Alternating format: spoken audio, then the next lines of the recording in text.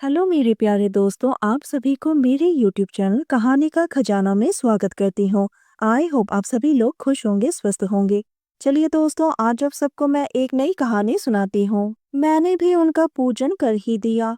उसकी आंखें बंद हो गई और मीठी से स्वर में कहा, तुमने तो मेरी सारी कमी पूरी कर दी। और उसके बाद हम दोनों। मैं एक प्लम्बर हूँ और दिल्ली में रहता हूँ। मेरा काम है पानी का मोटर और पाइप ठीक करना। मैं लोगों के घरों में जाकर नल ठीक करता हूँ। मेरी अच्छी खासी कमाई भी हो जाती है। एक हफ्ते पहले की बात है। एक औरत का फोन आया। वो कहने लगी, भाई साहब, मैं सोनम बोल रही हूँ और मैं लक्ष्मी नगर में रहती हूँ। सुबह से मेरे घर के नल में पानी नहीं आ रहा है। आप जरा आकर ठीक कर दीजिए। उसके बाद सोनम जी ने फोन काट दिया। सोनम जी की आवाज में एक अलग ही मिठास थी। मैंने सोचा, जिसकी आवाज में इतनी मिठास है वो दिखने में शायद बहुत ही खूबसूरत होगी। मुझे तो आज बहुत सारे जगह पर जाकर काम करना है और सोनम जी का घर मेरे घर के नजदीक ही था। तो मुझे लगा कि पहले उनके घर में जाकर उनका नल ठीक कर देता हूँ। उसके बाद मैं दूसरी जगह पर जाऊंगा।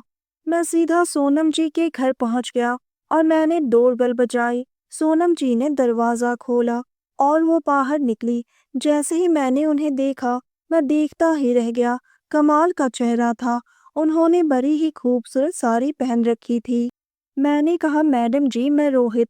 आपने थोड़ी देर पहले नल के लिए फोन किया था। सोनम ने कहा, हाँ रोहित जी, अंदर आइए। मैं आप ही का इंतजार कर रही थी। सुबह से मैंने नहाया नहीं।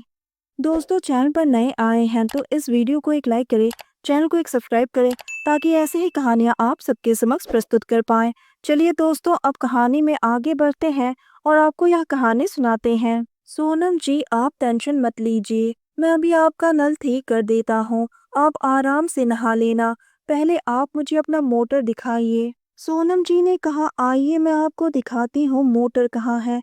मुझे अंदर ले गई। वो आगे आगे चल रही थी, मैं उसके पीछे पीछे।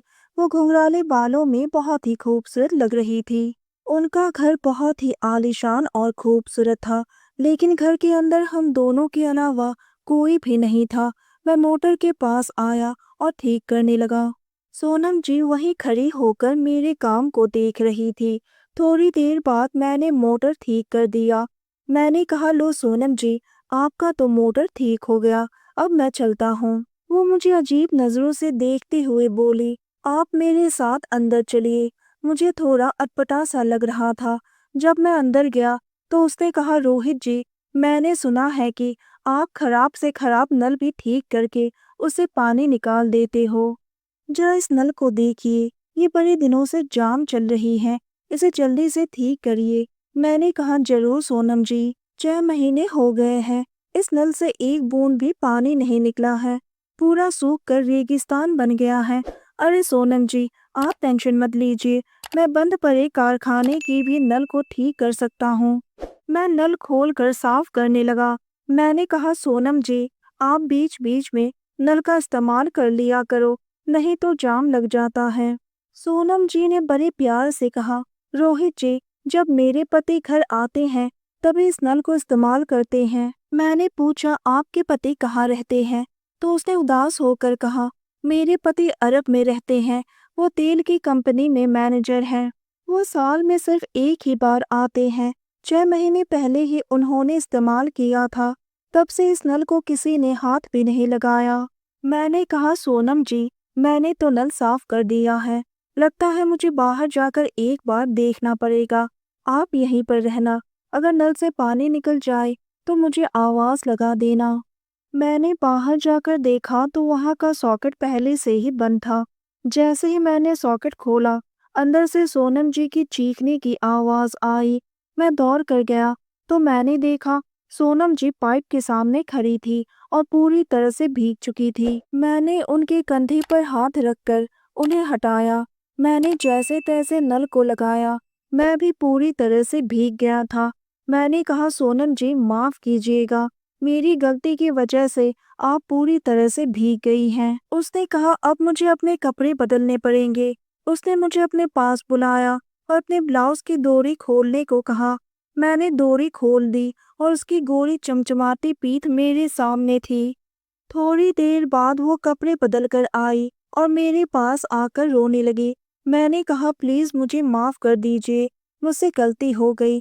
उसने कहा तुम्हारी कोई गलती नहीं है, वो मुझे मेरे पति की याद आ गई थी। धीरे धीरे सोनम मेरे गले लग गई। मुझे समझते देर नहीं लगी कि वो चाहती क्या है। वो खुद को अकेला महसूस कर रही थी, उसे अपने पति की कमी महसूस हो रही थी।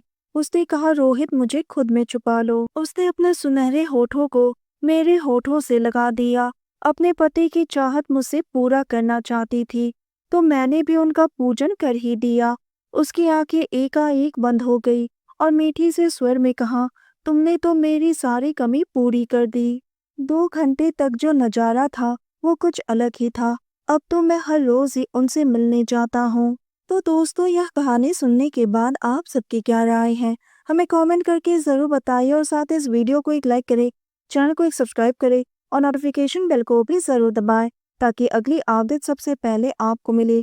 दोस्तों, आपकी एक लाइक और सब्सक्राइब से बहुत ही मोटिवेशन मिलती है कि हम ऐसे ही कहानियाँ आप सबके समक्ष प्रस्तुत कर पाएँ।